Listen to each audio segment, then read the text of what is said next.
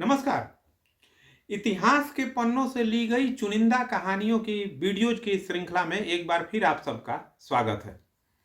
आज हम आपको ले चलते हैं सन 1792 में। ये जो आज की घटना है, आज का जो प्रसंग है, यह एक अत्यंत दूरगामी प्रभाव देने वाला प्रसंग है, अत्यंत दूरगामी प्रभाव देने वाला प्रकरण है और एक ऐसा वाकया है जिसने उस समय इस पूरी कहानी में इन्वॉल्व जितने लोग थे उनको बहुत ही चौंका दिया था और पूरे यूरोप तक आश्चर्य की लहर दौड़ गई थी। सुनिए, बड़ी मनोरंजक घटना है।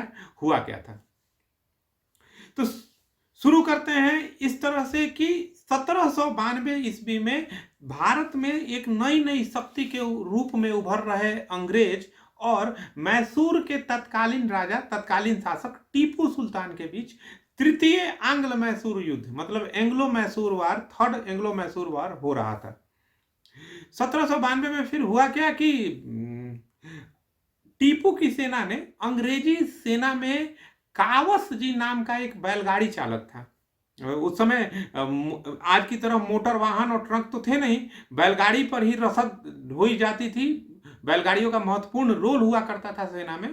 तो अंग्रेजी सेना में एक बैलगाड़ी चालक था कावस जी, जो किसी तरह टीपू की सेना द्वारा पकड़ लिया गया। अब चूंकि कावस जी सिपाही तो था नहीं, वो तो बैलगाड़ी चालक था, तो टीपू की सेना ने उसे मारा नहीं, बल्कि लेकिन वो शत्रु सेना का था, तो उसके एक हाथ और उसकी नाक काट के उसे जिंदा छोड़ दिया। कावस जी वापस आया। अब उसे हाथ कटने से तो कम, लेकिन नाक कटने से बहुत परेशानी थी। भाई, नाक का सवाल था। अब ये बेचारा अपने अंग्रेजी अफसरों और अंग्रेजी जो डॉक्टर थे उनसे बार बार ये गुहार लगाता कि हजूर मेरी नाक ठीक करवा दीजिए। वो अपने नाक को ठीक करवाने के, कटी नाक को ठीक करवाने के लिए, उसका इलाज करवाने के लिए बार बार गुहार लगाता। लेकिन 1793, उस समय जो हम चिकित्सा की पद्धति देखते हैं, जो मेडिकल एडवांसमेंट देखते हैं, उस समय कहाँ था ये? जो आज जितने बड़े बड़े हॉस्पिटल और इतनी जो तकनीकें हैं, मशीनरी थी, उस समय कहाँ थी? और उस समय कोई ये सोच भी नहीं सकता था कि कटी हुई नाक को ठीक करने के लिए भी कोई उपाय हो सकता है, कोई मेडिकल ऐसा तकनीक हो सकता है। तो वो लोग भी क्या करते, सब लोग बस अब ये मान ही रहे थे कि कावस जी को अपनी पूरी जिंदगी कटी नाक के साथ बितानी पड़ेगी। कावस जी बेचारा बहुत परेशान, और वो लोग इसको अपनी, उसकी कावस जी की नियत थी, उसका ये भाग्य मान चुके थे कि उसे अब कटी नाक के साथ ही जीना है। लेकिन आश्चर्य, घोर आश्चर्य, कटी नाक के साथ लगभग 1 साल रहने के बाद एकाएक कावस जी ने अपने अफसरों को बताया कि वो अपनी नाक को ठीक कराने पूना जा रहा है। लोगों को विश्वास नहीं हुआ कि ये क्या ठीक कराएगा। खैर, अंग्रेजी अफसरों ने क्या किया कि उस समय बॉम्बे, आज जिन्हें हम स्टेट बोलते हैं, राज्य बोलते हैं, कुछ कुछ इस तरह के अंग्रेज उस समय presidency, Bombay presidency, Bengal presidency, Madras presidency जैसा एडमिनिस्ट्रेटिव डिवीजन किए थे। तो बॉम्बे प्रेसिडेंसी के 2 डॉक्टर, अंग्रेज डॉक्टर, भारतीय नहीं, अंग्रेज डॉक्टर, एक जेम्स फिंडले और दूसरे का नाम था थॉमस क्रूसो। अंग्रेज अधिकारियों ने क्या किया कि इन दोनों अंग्रेज डॉक्टरों को कावस जी किसके यहाँ इलाज कराने जा रहा है, कैसे इलाज करेगा, इस चीज को देखने और उसका रिपोर्ट बनाने के लिए उन दोनों डॉक्टरों को नियुक्त किया। कावस जी बेचारा पुणे में गया एक देसी डॉक्टर के पास, और उस देसी डॉक्टर ने बड़ी ही कुशलता से उसके फोरहेड, यानी कि ललाट के थोड़ी सी स्किन को लेकर उसके नाक पर कुछ कुछ वैसे ही सर्जरी की जैसी कि आज की प्लास्टिक सर्जरी होती है, कि जब एक जगह की स्किन को लेकर दूसरे जगह की सर्जरी कर दी जाती है। और कावस जी की नाक की उस देसी डॉक्टर ने सर्जरी की और उसकी नाक को ठीक किया। वो जो दोनों, ये पूरा प्रकरण था, ये पूरा जो ऑपरेशन था, जो सर्जरी थी, वो उन दोनों अंग्रेज डॉक्टरों के सामने हुई थी। वो इसके विटनेस थे, गवाह थे, देखा था अपनी आंखों से। कौन कौन थे? जेम्स फिंडले और थॉमस क्रूसो। खैर, अब देखिए, ये जो बात थी कि उस देसी डॉक्टर द्वारा नाक का ऑपरेशन, ये बात भी इतिहास के पन्नों में कहीं गुम हो जाती, कहीं एक झूठी मनगढ़ंत कहानी की तरह। लेकिन धन्यवाद उन दोनों डॉक्टरों का, उन अंग्रेज डॉक्टरों का, कि उन्होंने इस पूरी प्रक्रिया की डिटेल रिपोर्ट बनाई। बाकायदा डायग्राम के साथ और कावस जी के बिफोर और आफ्टर की फोटो के साथ, मतलब कि सर्जरी के पहले और सर्जरी के बाद की तस्वीर के साथ। उस रिपोर्ट को पहले उन्होंने मद्रास गैजेट में प्रकाशित किया, पब्लिश किया, और फिर 1794 में ये जो डिटेल रिपोर्ट है डायग्राम्स और फोटो के साथ यूरोप में पब्लिश हुई। पूरे यूरोप में एक तरह से ये आश्चर्य की बात थी कि ये इतनी अच्छी तकनीक कहां से, भारत में कहां से। जब इस वीडियो बनाने के पहले जब मैं रिसर्च कर रहा था तो मैंने इंटरनेट पे यूरोप में 1794 में छपी अ जेंटलमैन मैगजीन के 1794 एडिशन की एक फोटो मिल गई। उस पेज की फोटो मुझे इंटरनेट पे दिख गई, जिसमें इस पूरा ये रिपोर्ट है उन डॉक्टरों की, अ सिंगुलर ऑपरेशन हेडिंग और कावस जी की फोटो के साथ छपी थी। आप भी चाहें तो इंटरनेट पे सर्च करके देख सकते हैं।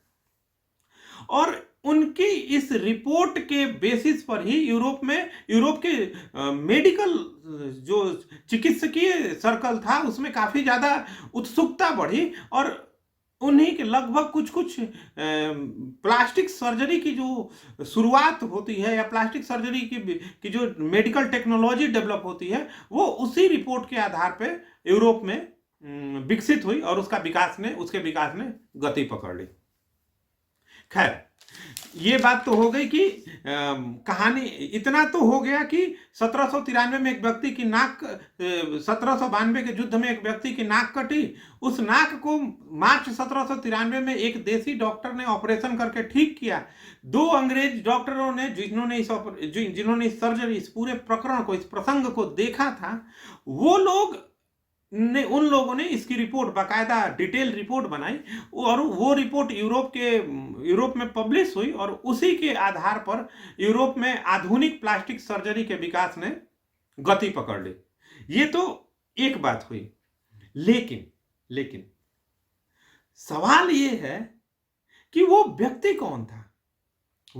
कौन था जिसने सर्जरी की थी, और उसने ये चीज कहां से सीखी? क्या उसने खुद इसका खोज किया था कि या उसने इस चीज को किसी से सीखा था, और जिससे सीखा था उसने कहां से सीखा था? मतलब कि इतनी उन्नत चिकित्सीय तकनीक का खोजकर्ता कौन था, किसने किया?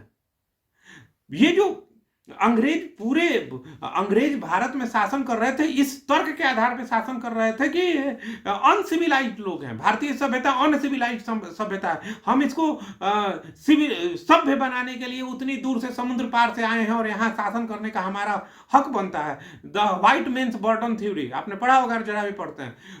कोई भी चीज भारत में सिर्फ अज्ञानता है, अंधकार है, हम ज्ञान विज्ञान लेके आने वाले हैं, ये उनकी जो सारी थ्योरी थी वो तो धूल में, वो तो तुरंत ही टूट जाती, खत्म हो जाती, जब इतना उन्नत ऑपरेशन भारत का देसी डॉक्टर कर रहा है, जो कि यूरोप में जिसके बारे में किसी ने सोचा भी नहीं है। तो कौन था ये व्यक्ति?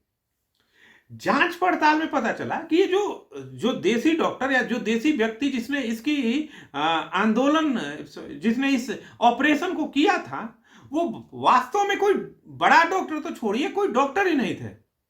वो व्यक्ति एक पॉटर, एक कुम्हार, बर्तन बनाने वाला व्यक्ति था, जो कि अपने काम के साथ साथ ये ऑपरेशन भी जब जरूरत पड़ती थी, जब ऐसी डिमांड आती थी, तो ऐसी स्किन ग्राफ्टिंग या ऐसी सर्जरी, कटे फटे अंगों को ठीक करने की सर्जरी किया करते थे।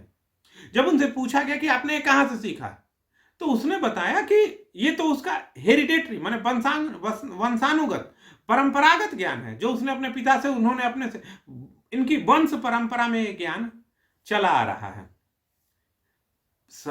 उत्सुकता और बढ़ी कि भाई फिर कहां, इस वंश में ये ज्ञान आया कहां से? लेकिन उनको ये नहीं पता था कि उनके वंश में ये ज्ञान कहां से आया। ये तो एक खोज हुई, उस खोज के आधार पर प्लास्टिक सर्जरी की, मेडिकल टेक्नोलॉजी की पूरी की शाखा डेवलप हो गई। लेकिन ये अभी भी अनसुलझा है कि ये ज्ञान आया कहां से, और ये ज्ञान, इसके खोजकर्ता कौन थे, किसने शुरू किया, और अगर शुरू किया तो ये कुम्हारों की एक वंश में ये परंपरा सिमट के क्यों, ये ज्ञान जो इतना उत्कृष्ट ज्ञान है, जितना उपयोगी ज्ञान है, यह कुम्हारों के एक वंश में यह ज्ञान सिमट के कैसे रह गया? सवाल ऐसे बहुत सारे सवाल थे। और अंग्रेजी जो अफसर थे या जो अंग्रेजी लोग थे, जो अंग्रेजी शासन था, वो इन सवालों के जवाब पाने की कोशिश कर रहा था। देखिए, अंग्रेज जब आए तो इतने बड़े विशाल भारत देश पर वो कैसे शासन करने में सफल हो पाए। देखिए, कोई भी सभ्यता महान तब बनती है जब उसमें उत्सुकता हो, सभ्यता के अंदर उत्सुकता, प्रश्न पूछना, उसके जवाब पाने की इच्छा हो, उन जवाबों के आधार पर ज्ञान विज्ञान का विकास होता है और डेवलपमेंट की गति, विकास का गति तेज होता है। जिस दिन लोग ये मान लेते हैं कि हमें सब आता है, अब हमें कुछ और नहीं सीखना है, हम किसी नए चीज के प्रति अपनी आंख कान नाक बंद कर लेंगे, कुछ भी नया नहीं सीखेंगे, तो सभ्यता का विकास रुक जाता है। जब भारत में, प्राचीन भारत में जब ज्ञान को अपनाने, नए ज्ञान को सीखने की प्रवृत्ति थी, भारत का ज्ञान विज्ञान अत्यंत उन्नत था। मध्यकाल में दुर्भाग्य से जो नई चीजें सीखने या नए टेक्नोलॉजी के विकास की गति थोड़ी मंद पड़ गई। ये जो उत्सुकता है, जिज्ञासुपन है, ये कम हुआ। यूरोप में जिज्ञासुपन था, उनका तकनीक विकसित हुआ, वो पूरे विश्व में फैले। और ये जिज्ञासुपन उनका ये भी था कि अगर जब एक ये तकनीक है तो ऐसी और भी बहुत सारी चिकित्सकीय तकनीक हो सकती हैं, अन्य भी बहुत सारी चीजें हो सकती हैं जो हमारे काम की हो सकती हैं। अंग्रेज इन चीजों को खोजते रहते थे, उनका डॉक्यूमेंटेशन करते थे, उनके बेसिस पे और नई खोज करते थे, और यही कारण है कि वो एक मजबूत शक्ति के रूप में उभरे। और मुट्ठी पर अंग्रेजों ने इतने बड़े देश पर कब्जा कर लिया, इतने बड़े देश का शासन को अपने हाथों में लिया।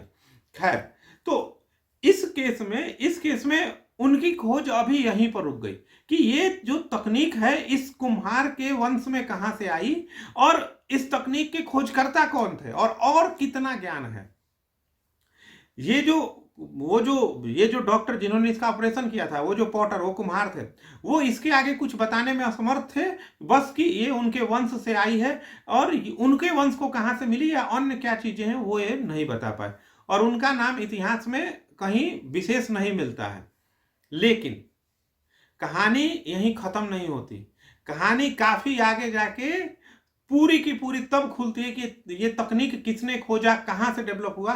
ये तब खुलती है जब एक चोरी की हुई और छुपाई हुई एक पांडुलिपि, मैन्युस्क्रिप्ट, हाथ से लिखी हुई, भोजपत्रों पर लिखी हुई जो पांडुलिपियां होती हैं, वो अंग्रेजों को एक ऑपरेशन के दौरान मिली। ऑपरेशन मतलब मेडिकल ऑपरेशन नहीं, मिलिट्री ऑपरेशन टाइप का एक ऑपरेशन में, सीक्रेट ऑपरेशन में अंग्रेजों को एक पांडुलिपि मिली। वो पांडुलिपि कैसे मिली, किसने खोजी, उसमें क्या लिखा था, ये सारी चीजें हम आपको अगले वीडियो में बताएंगे। तब तक के लिए इस बात के साथ हम ये गर्व कर सकते हैं कि आज की जो प्लास्टिक सर्जरी है, जब यूरोप में इसका नाम भी नहीं था, तब भारत में एक ऐसे व्यक्ति थे जो प्लास्टिक सर्जरी करते थे, और उनके ज्ञान के आधार पर पश्चिम में प्लास्टिक सर्जरी की विद्या ने गति पकड़ी, प्लास्टिक सर्जरी की विद्या का विकास हुआ। आज के वीडियो को यहीं समाप्त करते हैं, और अभी इस वीडियो में जो प्रश्न छोड़े हैं वो अगले वीडियो में हम एक्सप्लेन करेंगे। अगले वीडियो की कहानी में उसमें हम आपको ले चलेंगे। तब तक के लिए आप चैनल को सब्सक्राइब कर लीजिए, कमेंट में बताइए कि आपको कैसा लगा। आप औरों के साथ शेयर करके इस मनोरंजक कहानी को और लोगों तक भी पहुंचाइए। जल्दी हम लोग फिर मिलते हैं अगली कहानी में, अगले वीडियो में। तब तक के लिए नमस्कार।